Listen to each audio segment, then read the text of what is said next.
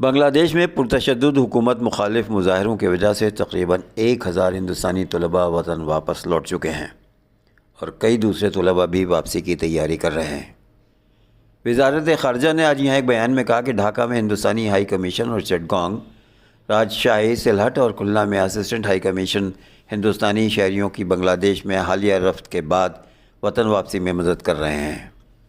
مقامی حکام کے ساتھ تال میل میں ہائی کمیشن اور اسسٹنٹ ہائی کمشنرز کے ذریعے ہندوستان بنگلہ دیش میں بین الاقوامی سرحد کے ساتھ سرحدی کراسنگ پوائنٹس تک محفوظ سفر کی سہولت کے لیے اقدامات کیے جا رہے ہیں۔ بیان کے مطابق وزارت خارجہ، civil aviation, immigration, land port اور BSF حکام کے ساتھ بھی رابطہ کیا جا رہا ہے تاکہ ہمارے شہریوں کے لیے آسانی سے گزرنے کو یقینی بنایا جا سکے۔ وزارت خارجہ نے کہا کہ اب تک 778 ہندوستانی طلباء مختلف زمینی سرحدی ٹرانزٹ پوسٹوں کے ذریعے ہندوستان واپس لوٹ آئے ہیں۔ اس کے علاوہ ڈھاکہ اور چٹگانگ کے ہوائی اڈوں سے تقریباً 200 طلباء معمول کی پروازوں کے ذریعے وطن واپس پہنچ چکے ہیں۔ ڈھاکہ میں ہندوستانی ہائی کمیشن اور اسسٹنٹ ہائی کمیشن بنگلہ دیش کی مختلف یونیورسٹیوں میں باقی 4000 سے زائد طلباء کے ساتھ مسلسل رابطے میں ہیں اور ضروری مدد فراہم کر رہے ہیں۔ ٹرمپ پر قاتلانہ حملہ کرنے والے نوجوان نے پہلے ڈرون اڑا کر ہدف کا جائزہ لیا، امریکی میڈیا۔ 14 جولائی امریکا کے سابق صدر ڈونلڈ ٹرمپ پر انتخابی ریلی کے دوران فائرنگ ہوئی جس سے وہ زخمی ہو گئے تھے۔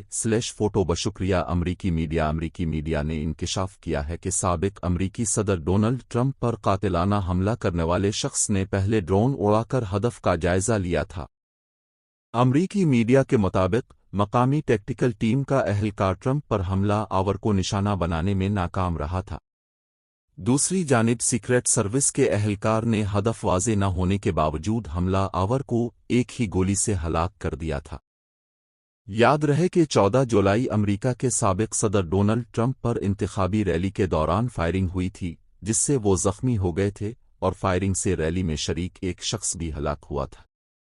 امریکی تحقیقاتی ایجنسی FBI نے بتایا کہ ڈونلڈ ٹرمپ پر فائرنگ کرنے والا 20 سال کا مقامی نوجوان تھا جس کی شناخت تھامس میتھیو کروکس کے نام سے ہوئی جو ریاست پینسلوینیا کا ہی رہائشی تھا۔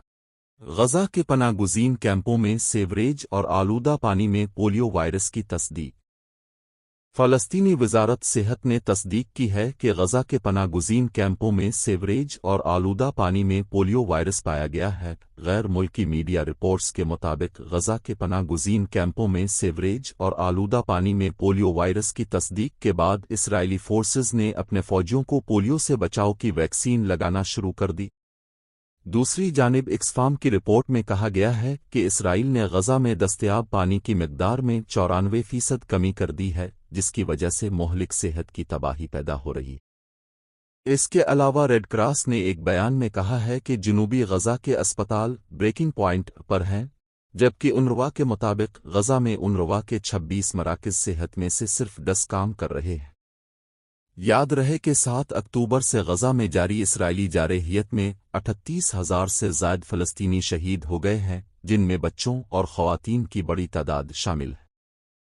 فلسطینی مہاجرین کے لیے کام کرنے والی اقوام متحدہ کی تنظیم انروا کا کہنا ہے کہ غزہ میں اسرائیلی جارحیت کے نتیجے میں پیدا ہونے والے ملبے کو صاف کرنے میں 15 سال لگ سکتے ہیں۔ شیو سینا UBT کے سربراہ ادھو ٹھاکرے نے ہفتے کے روز کہا کہ اگر ان کی پارٹی مہاراشٹر کے اسمبلی انتخابات کے بعد اقتدار میں آتی ہے تو ان کی حکومت ممبئی میں دھاراوی کچی آبادیوں کی بحالی کے منصوبے کے ٹینڈر کو منسوخ کر دے گی۔ دھاراوی کی تعمیر نو کے منصوبے کے لیے دی جانے والی رعایتوں پر احتجاج کرتے ہوئے ادھو ٹھاکرے نے ایک پریس کانفرنس سے خطاب کرتے ہوئے کہا کہ ہم ایسا نہیں ہونے دیں گے۔ انہوں نے کہا کہ چاہے وہ دھاراوی ری ڈیولپمنٹ ہو یا بوائے مترا اسکیم ہم اضافی رعایت نہیں دیں گے اور اگر ضرورت پڑی تو اقتدار میں آنے کے بعد نئے ٹینڈر طلب کریں گے۔ کروڑوں روپے کے دھاراوی کچی آبادیوں کی بحالی کے منصوبے میں اراضی کی منتقلی اڈنی گروپ کو نہیں بلکہ مہاراشٹر کے سرکاری محکموں کو کرنا شامل ہے اور احمد آباد میں قائم گروپ بطور پروجیکٹ ڈیولپر مکانات تعمیر کرے گا جنہیں الاٹمنٹ کے لیے انہی محکموں کے حوالے کیا جائے گا۔ ایشیا کی سب سے بڑی کچی آبادی کے مکین محکمہ محصولات کے بجٹ کے مطالبات پر مہاراشٹر اسمبلی میں خطاب کرتے ہوئے इस माह के शुरू में कांग्रेस के सीनियर लीडर पृथ्वी राज चौहान ने दावा किया कि धारावी कच्ची आबादियों की बहाली का मंसूबा एक बड़ा घोटाला है और महाराष्ट्र हुकूमत से इस पर व्हाइट पेपर का मुतालबा किया है। चौहान ने कहा कि अक्टूबर में रियासती असेंबली इंतखाबात के बाद हुकूमत बदलने के बाद पूरा प्रोजेक्ट मनसूख कर दिया जाएगा। धारावी मुंबई का सबसे बड़ा सलीम क्लस्टर है। कांग्रेस और शिव सेना यूबीटी दोनों अपोजिशन महाविकास उगेओड़ी का हिस्सा हैं। एडेनी ग्रुप के जरिए लागू किए जाने वाले $multi billion के धारावी रीडेवलपमेंट प्रोजेक्ट की मुखालफत कर रहे हैं। राज्यसभा के रुकन कपिल सिब्बल ने कहा कि कन्नौर यात्रा पर जो सियासत की जा रही है वो हमें तरक्की याफ्ता हिंदुस्तान की तरफ नहीं ले जाएगी। वजीर आजम, वजीर दाखिला और वज़राए आला ऐसे इशूज़ न उठाएं जिनका मकसद सिर्फ सियासी हो। आम आदमी का इन मसाइल से कोई लेना देना नहीं है। मैं ख़ास तौर पर यूपी और उत्तराखंड के वज़राए आला से कहना चाहूँगा कि वो इसे रोकें। कन्नौर यात्रा पहले भी होती रही है। यात्रा पर जाने वाले लोग जानते हैं कि कहाँ खाना है और कहाँ नहीं खाना है। राधिका मर्चेंट की रुखसती पर ससुर मुकेश अंबानी भी रुपड़े, जज्बनी मनाजिर वायरल। एशिया के पहले और दुनिया की 10वीं अमीर तरीन कारोबारी शख्सियत मुकेश अंबानी और अहलिया नेता अंबानी का सबसे छोटा बेटा अनंत अंबानी भी शादी के बंधन में बंध गया है। अनंत अंबानी की शादी एक पुरतयुश तरीन और तारीखी शादी थी जिसे दुनिया भर ने देखा और सुना। हिंदुस्तानी मीडिया डीएनए इंडिया के मुताबिक मुकेश अंबानी के सबसे छोटे बेटे अनंत अंबानी की नेटवर्थ 40 बिलियन अमरीकी डॉलर है। अनंत अंबानी ने अपनी स्कूल की दोस्त राधिका मर्चेंट से शादी की है, जो कि खुद एक कारोबारी घराने मर्चेंट से ताल्लुक़ रखती हैं, रक़्स में खूब महारत रखती हैं। राधिका मर्चेंट गुज़िश्ता हफ्ते अनंत अंबानी के साथ रुखसत होकर अपने ससुराल जा चुकी हैं।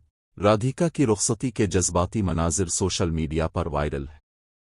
नई नवीली दुल्हन राधिका मर्चेंट की रुखसती पर भी आम लड़कियों की तरह जज्बात मनाजिर देखने के मिले। वायरल वीडियोज़ में जहां राधिका मर्चेंट और उनका खानदान गमगीन और अबदीदा नजर आ रहा है, वहीं मुकेश अंबानी भी रोते हुए अपने आंसू साफ कर रहे हैं। स्कूल की दोस्त राधिका को बतौर हमसफर अपने घर ले जाते हुए अनंत अंबानी को संजीदा, जबकि उनकी बहन ईशा अंबानी, भाभी शलूका समेत मुतअद्दिद बॉलीवुड अदाकाराओं को रुखसती के दौरान खुशी से डांस करते हुए देखा जा सकता है।